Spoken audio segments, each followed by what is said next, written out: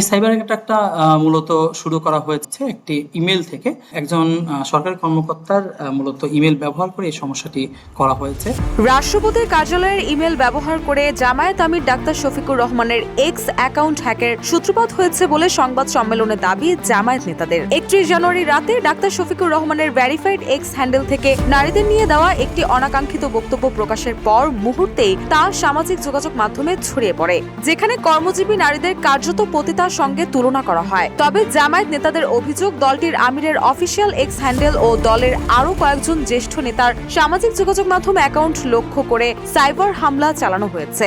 1 ফেব্রুয়ারি জামায়াতের কেন্দ্রীয় কার্যালয়ে আয়োজিত জরুরি সংবাদ সম্মেলনে তারা এসব কথা বলেন।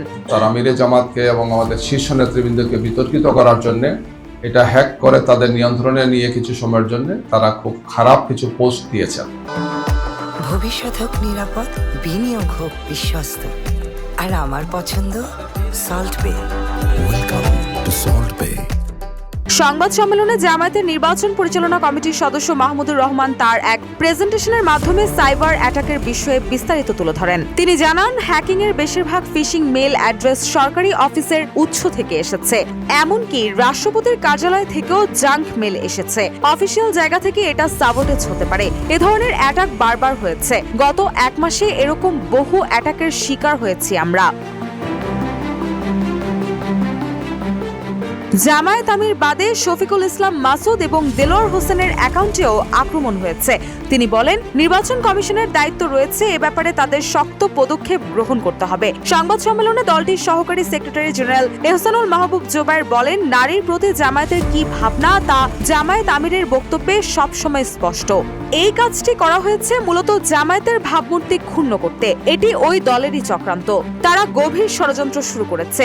এই ঘটনায় যারা তাৎক্ষণিক কর্মসূচি দিয়েছে তারাই হ্যাকিং এর সাথে জড়িত বলে জানান তিনি।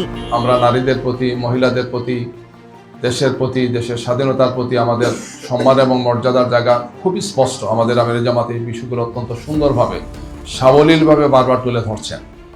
সম্ভবত এই সমস্ত কারণে একদল লোক চক্রান্ত এবং ষড়যন্ত্র করে জামাত ইসলামীকে প্রশ্নবোধক করে, জামাত ইসলামী নেতৃবৃন্দকে প্রশ্নবোধক করার জন্য তারা এই ধরনের গভীর ষড়যন্ত্রে তারা লিপ্ত আছে। এ সময় জামায়াতের নির্বাচন পরিচালনা কমিটির আরেক সদস্য ও ইসলামী ছাত্র শিবিরের সাবেক কেন্দ্রীয় সভাপতি সিরাজুল ইসলাম দাবি করেন, জামায়াত আমিরের এক্স অ্যাকাউন্টের পাশাপাশি আরও একাধিক পেজে কয়েক দফা সাইবার অ্যাটাক করে পেজগুলো নিয়ন্ত্রণের চেষ্টা করা হয়েছে। রুশা সুর, নিউজ ডেস্ক, ইত্তেফাক।